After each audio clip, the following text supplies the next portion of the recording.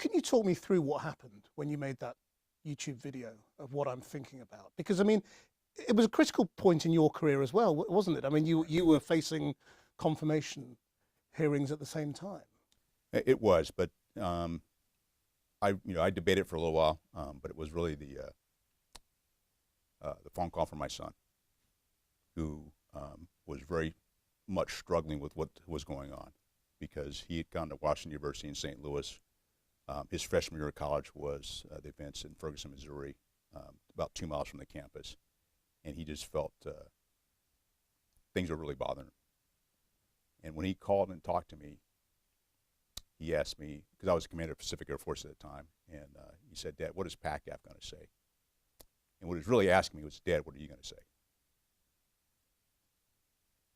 And it was that kind of pushed me to do and share things that were on my mind that had been on my mind for a period of time. Really, I would say throughout my career, throughout my life, but particularly at that moment.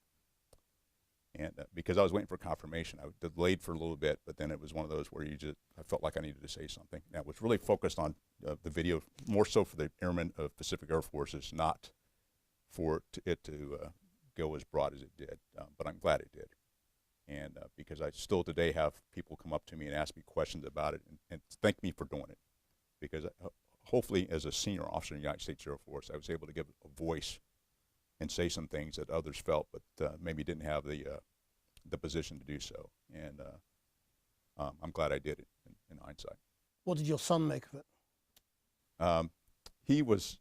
It's interesting, he was very proud of it in the aspect that they showed the video at his place of employment, not knowing that we were related.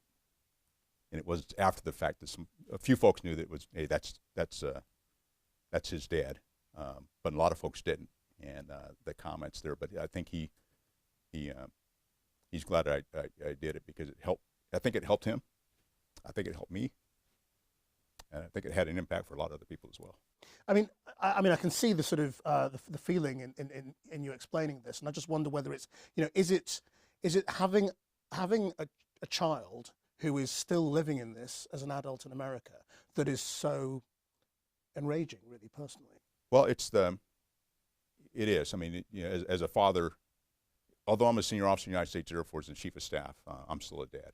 I'm still a husband. I'm still a son.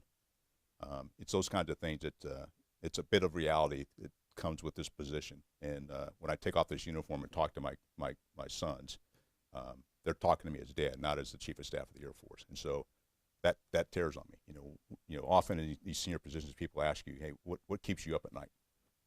And there's a lot of threats and other things I worry about as the Chief of Staff of the Air Force, but I also, say that a phone call from my sons, that there's something that happened to them, or they've got a major challenge. And that was one of those that was really impacting them.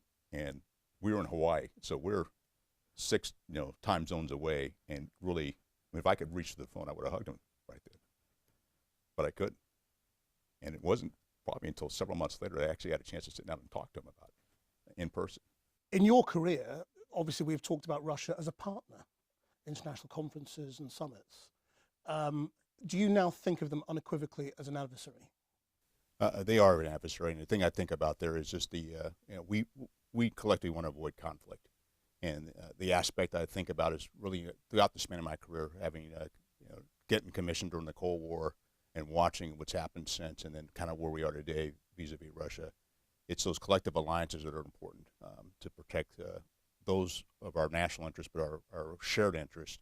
And Russia has put that at risk, and it's something that we collectively all need to be thinking about, because our security is never guaranteed, and it's something we got to stay focused on. And that's one reason I continue to serve, because I think it's an important aspect of what I do as an individual, but also in the position I hold today. General C.Q. Brown Jr., thank you very much indeed. Thank you. My pleasure.